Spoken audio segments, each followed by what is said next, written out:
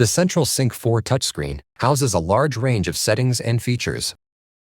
At the top left side of the screen, you'll find 3 key navigation icons: the Apps Launcher button, the Settings button, and the Camera button.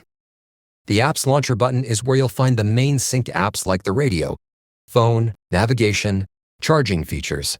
You'll also find a searchable digital copy of the owner's manual here.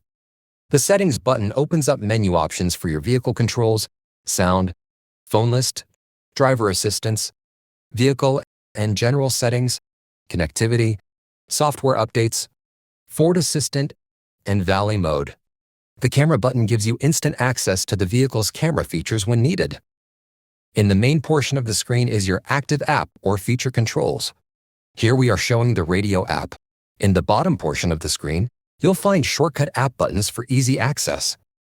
And finally, the digital functions of the climate control. Over time, Sync 4 may update itself using Ford Power-Up software updates. With automatic updates switched on, you can ensure your system updates happen seamlessly.